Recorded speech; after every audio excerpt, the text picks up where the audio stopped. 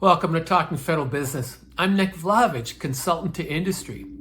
Today, I'm going to share with you the power of market intelligence research on helping you understand the scale of the market and where the business is. Before I get into it though, if you could click like on this video and better yet, subscribe to my channel, I'd really appreciate it. And thanks in advance for both.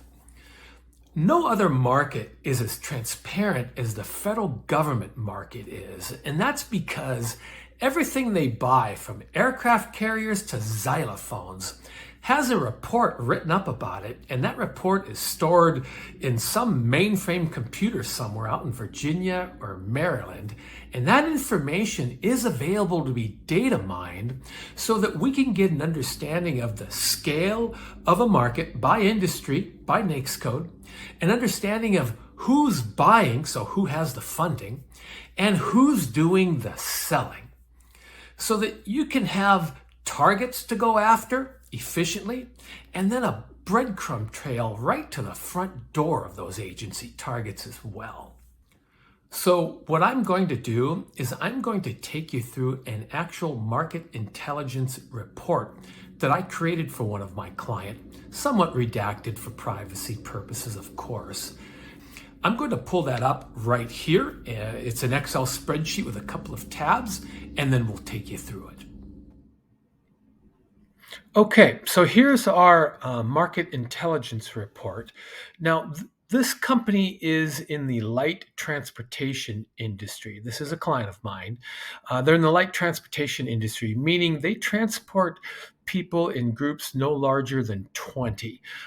So that's used like on healthcare campuses to move patients from building to building, that kind of thing. And their industry is represented by, or their business, I should say, is represented by these 7 NAICS codes. So what we did is in the research, all the research we did is the way we show the information is we have all of the information from these 7 NAICS codes combined. So that makes things really simple for the client. And the information is organized between these 2 tabs.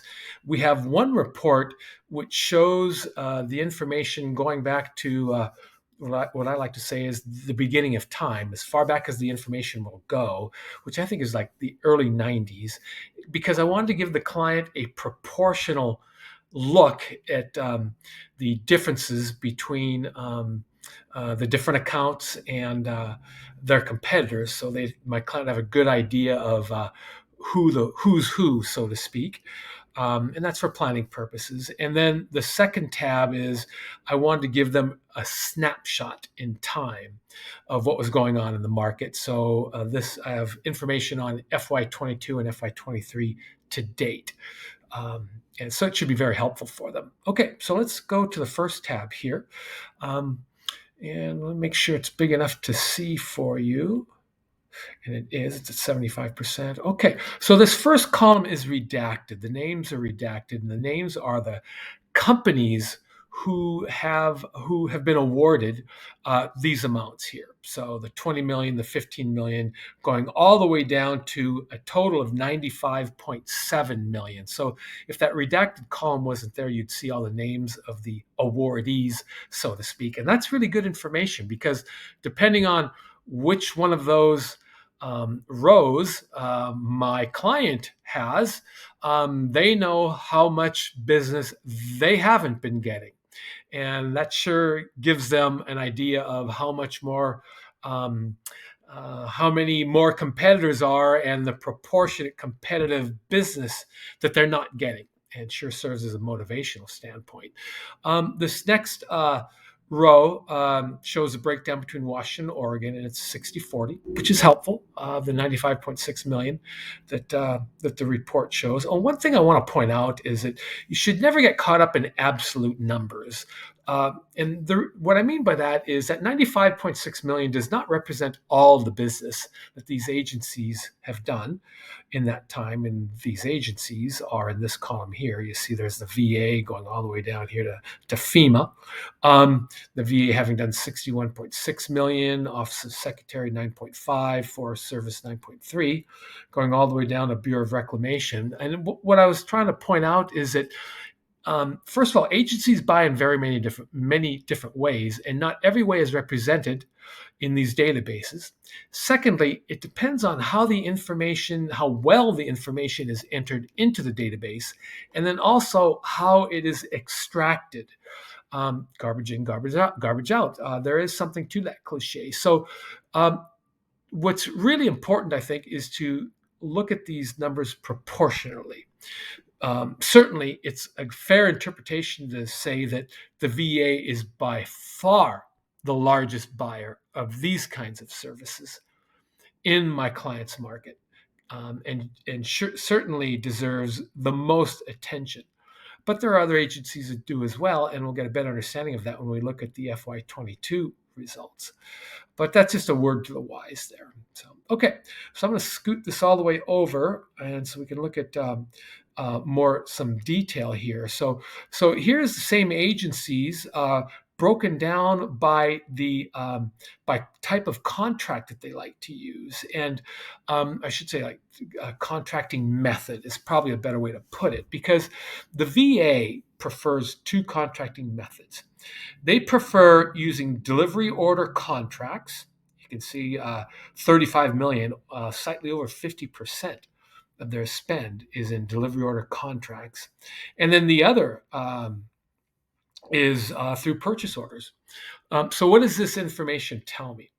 What this tells me is that we need more information on the delivery order contracts, so we can figure out what kind of targeting we want to go after. And by the way, the details of what is a delivery order contract, I'm not going to spend all the time on that here. But what we really want to know is the term, because we want to go after the delivery order contracts that still have time in them. And what the purchase order amount tells me is that, first of all, the VA is a unique agency that does a lot, about a third of its spend in purchase orders. And that's very unique because most agencies are down below 5%. And since POs are used in simplified acquisitions, and simplified acquisitions are used to award to small business socioeconomic categories like veteran-owned and SDVOSBs, which the VA is required to award to if there's at least two of each, that tells me that my client needs to have a strategy around the service, the socioeconomic categories, probably all of them, I'm sure. And so this is great information for that, because it points out the urgency for having that kind of strategy if they don't have one already, because there's a lot of business going through purchase orders, and there needs to be a strategy built around that.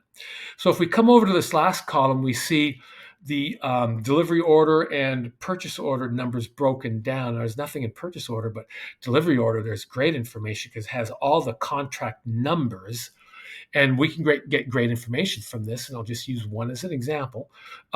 We see this one, 36260 22D008, has $2.5 million awarded against it. Now remember, this contract, the 22 means it was awarded in 2022, and it has since it has 2.5 million awarded in it, and it's probably a 5-year contract. That means there is time left on it. So this tells us that this should be a contract we should target, and that we should find out where this contract is awarded from, what contracting office, who owns it, which contracting officer, and we should put a plan around this to see if we can't shoehorn our way in to become an awardee under this contract, to be kind of a safety valve for the VA, because we really don't know how well the current holder or holders are performing under this contract. So it's definitely a strategy to perform with the VA and with the contracting office. And by the way, if the contracting officer says,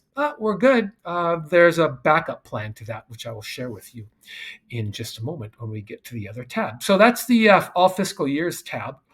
And now let's go to the snapshot tab, as I call it. Let me make this a little bigger for you.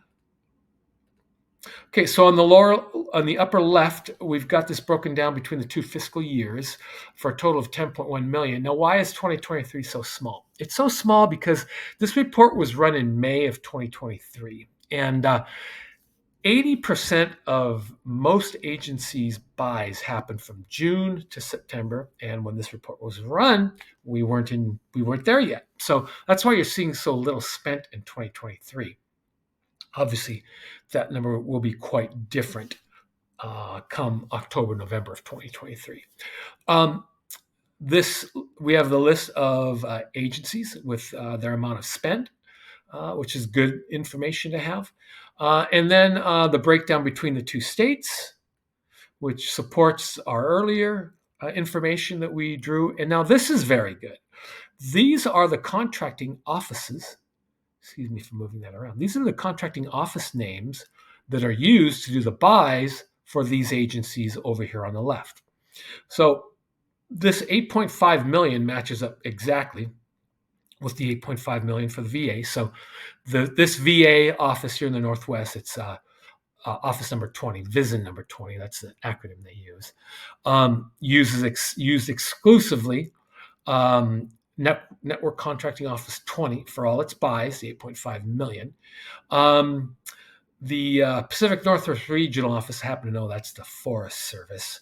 But anyway, why are there more? The reason that there's more is that some agencies prefer to use more than one contracting office. Maybe there's an overload on their favorite contracting office, or maybe there's a specialized purchase that has to happen, so you go outside of the norm in order to get help. That's why they would do that. Now, what we need is the addresses for these, and those can be had, of course, and we'll talk about that in just a minute. So I'm going to slide everything all the way over here, and this is the same information left to right, but in more detail as we go over to the right. So here are the contracting offices and their preferences for how they want to buy. So you can see delivery orders and purchase orders. Great information. So here's the VA, of course. Here's the VA again, and their breakdown delivery orders for fiscal year 22-23. Here's D008, the 2.5 million. So we can do this kind of analysis for every agency. I'm not going to do that here just to save time, of course. So great information. And then if we come over here, here's D008. And below that, this redacted space is where you would see the name of the awardee. For under contract off contract D008, there would be two of those, two blacked out. If there were more than one, if there were two awardees, and so on and so forth. But there's only one in this case. So this is great information. We know what their preferences are for type of contracts they like to use, what their strategies are.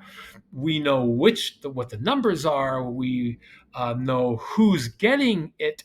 And so further information can be had. Further research can be done to get the addresses for these contracting offices, the contracting officer names, their contact information, and with the names of the awardees, if we strike out with the contracting officers for any of these contracts we're going after, we're fine, Nick, we're good. But thanks for checking. Our fallback will be to go to the holders of these contracts to promote ourselves as potential subcontractors for them. Because these are small businesses that hold these, and small businesses have capacity challenges at times when the big agency drops a lot of award work on them. And so I'm going to coach my client to be there as a safety valve for them as a subcontractor. So there's a lot of great information that can come out of these reports. And there is, so the action steps are two-pronged from this.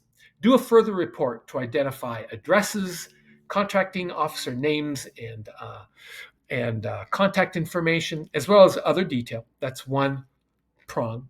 And the other prong is to begin putting together a plan to go after these. And there would need to be selling tools, presentation tools, and a plan around all that. And there would need to be a plan around finding socioeconomic partners. All of that can be done with a federal government consultant, as well as this one here doing this presentation.